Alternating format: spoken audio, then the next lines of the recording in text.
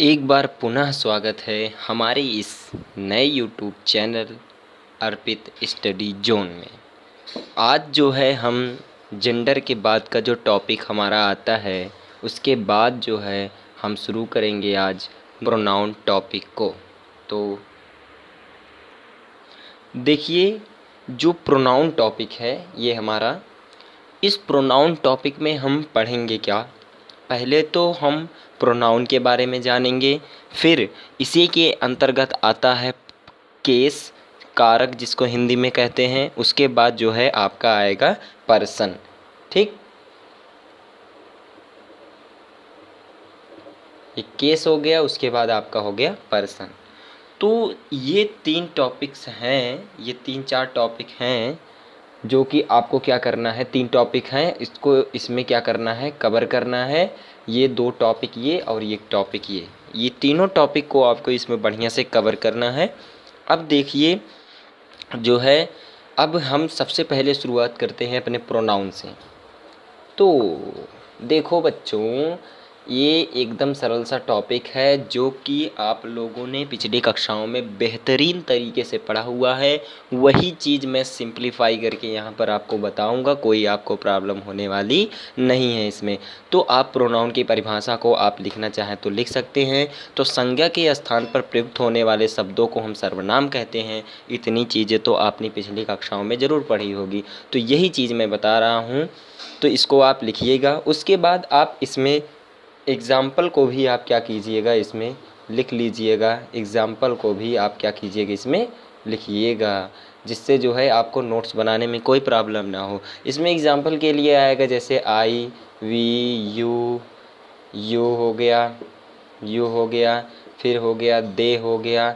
बाकी इसमें जितनी भी सारी चीज़ें होती हैं आप लिख सकते हैं। और भी चीज़ें हैं, नोट्स में हैं, आपको नोट्स दिखाया जाएगा तो आप लिख लीजिएगा उसमें।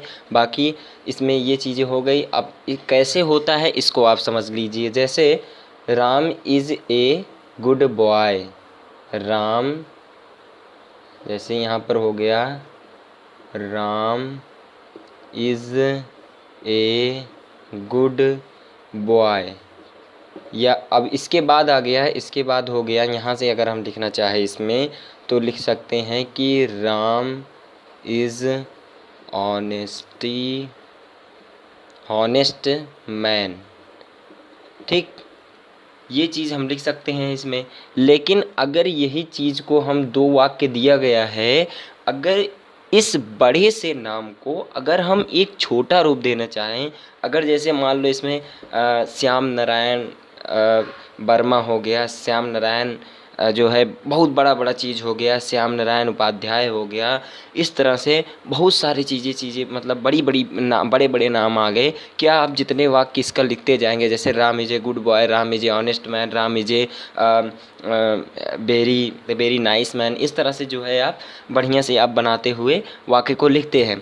तो लेकिन आप जो है राम जैसे लिखा गया है, फिर राम लिखा गया है, फिर बाद में आ गए, जैसे हमने बताया नहीं कि श्याम नारायण नाम करके आ गया, दो तीन नाम, तो श्याम नारायण श्याम नारायण श्याम नारायण तीन चार बार आ गया, तो आप वही नाम ही लिखते रह जाएंगे। बस उसी को सिंप्लीफाई करने के लिए हमारा आया क्या, प्रोनाउन आया। इस प्रोनाउन की उत्पत्ति इसी के लिए हुई थी। नाम जो बड़ा बड़ा था उस नाम को छोटा करने के लिए ये चीज़ आया था। ठीक है, ये अपने से बता रहा हूँ, कहीं से और नहीं बता रहा हूँ।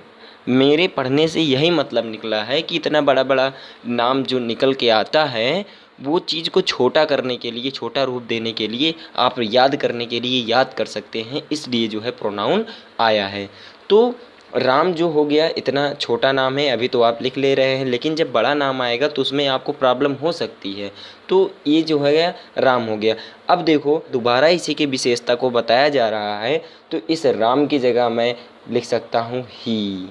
ठीक, लिख सकता हूँ ना, बिल्कुल लिख सकता हूँ। और ये जो ही होता है यहाँ पर मैं लिख देता हूँ ही, सी, इट, ये सारी चीज़ें क्या होती हैं, इसमें होती हैं। तो ये हो गया हमारा ही।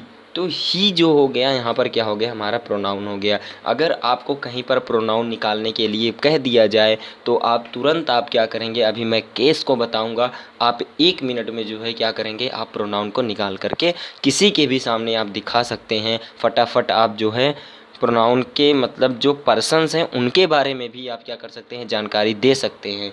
ठीक है, तो कोई प्रॉब्लम होने वाली नहीं है। वीडियो में बने रहें, बहुत ही अच्छा वीडियो मिलेगा आपको, कंटेंट बहुत अच्छा मिल रहा है इस वीडियो में, तो आप इसको लाइक शेयर और सब्सक्राइब करके रखिए।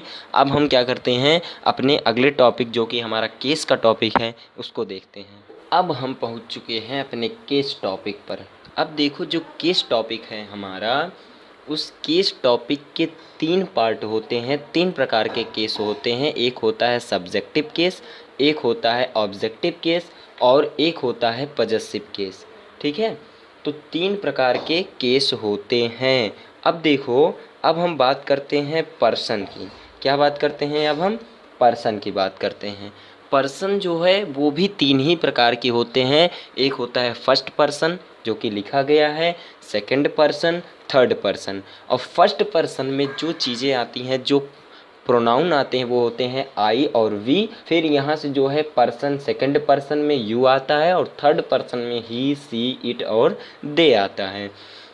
तो इतनी चीज़ें क्या होती हैं, आपको पढ़नी है, समझनी है, जाननी है, क्योंकि यही इतनी चीज़ें जो हैं आपको जितने भी सेंटेंस बनाएंगे, जितने भी आप सेंटेंस बनाएंगे उतने सेंटेंस में ये सारी चीज़ें आपको बहुत काम में आने वाली हैं। और यही चीज़ें जो हैं आपको आगे चलकर बहुत काम करेंगी। ये चार्ट आप एकदम बढ़िया से याद कर लीजिए, इसको आप स्क्रीनशॉट लेकर रख लीजिए, जिससे जो है आपको कोई प्रॉब्लम आगे फेस ना करनी पड़े। अब देखो फर्स्ट पर्सन में जो है 2 आते हैं, 2 प्रोनाउन होते हैं। पहला प्रोनाउन जो होता है उसका नाम है क्या, आई और वी होता है, और उसके जो और आई का जो ऑब्जेक्टिव केस होता है मी होता है, और जो पजेसिव केस होता है वो माई और माइन होता है। इन सभी चीज़ों का यूज जब हम टेंस पढ़ने लगेंगे तो ये सारी चीज़ें आपको वहाँ पर पता होनी चाहिए, और ये चीज़ें जो हैं आपको वहाँ पर आनी चाहिए, जिससे जो है आपको वहाँ पर कोई आगे चलने में बढ़ने में जब आप एक्टिव वॉइस पैसिव वॉइस करने लगे तो वहाँ पर कोई दिक्कत आए ना। फिर वी के लिए हम देखते हैं ऑब्जेक्टिव केस अस होता है, उसके बाद पजेसिव के आवर और आवर्स होता है। फिर जो है सेकंड पर्सन की बात करें, इसमें केवल यू होता है, यू का ऑब्जेक्टिव केस भी यू होता है, और जो होता है इसका पजेसिव केस भी क्या होता है, पजेसिव केस क्या होता है, योर और योर्स होता है। ठीक, और फिर आते हैं अपने थर्ड पे। थर्ड में 4 होते हैं। पहला है ही का ये जो है सब्जेक्टिव केस है, ऑब्जेक्टिव केस हिम, उसके बाद जो है पजेसिव केस हिज। उसके बाद सब्जेक्टिव केस का जो थर्ड पर्सन है उसका जो ही सी होता है, ही के बाद सी जो आता है उसका हर होता है ऑब्जेक्टिव केस, हर होता है पजेसिव केस, दोनों का सेम होता है। ठीक है, दोनों का इसमें सेम होता है। बाकी इट का ऑब्जेक्टिव केस भी इट होता है, पजेसिव केस क्या होता है, इट्स होता है। बाकी जिसमें इसमें बच क्या रहा है, दे बच रहा है। दे का ऑब्जेक्टिव केस देम, और पजेसिव केस जो होता है देयर और दियर्स होता है। कोई दिक्कत नहीं, कोई प्रॉब्लम नहीं। अब जब आप जो है सेंटेंस को बनाएंगे अपने टेंस टॉपिक में, और टेंस टॉपिक में और जो भी टॉपिक्स होंगे मैं बताऊंगा, उसमें जब आप इसको रिवीजन करेंगे ना तो आपको ये सारी चीज़ें अपने आप क्या होंगी, रट उठेंगी, कोई दिक्कत होगी नहीं। और मैं अपने एक्सपीरियंस के हिसाब से क्या करूँगा, इसमें सारी चीज़ें आपको बताऊँगा, कोई दिक्कत आगे आपको होने वाली नहीं है। अब मैं जो है जो इसका नोट्स है उसको मैं दिखा देता हूँ। ये रहा आपका नोट्स। आप यहाँ से जो है आपने यहाँ तक लिख ही लिया था, अब इसके बाद से जो है आपको सारी चीज़ें लिखनी है। ठीक, मैं देख लीजिए यहाँ से।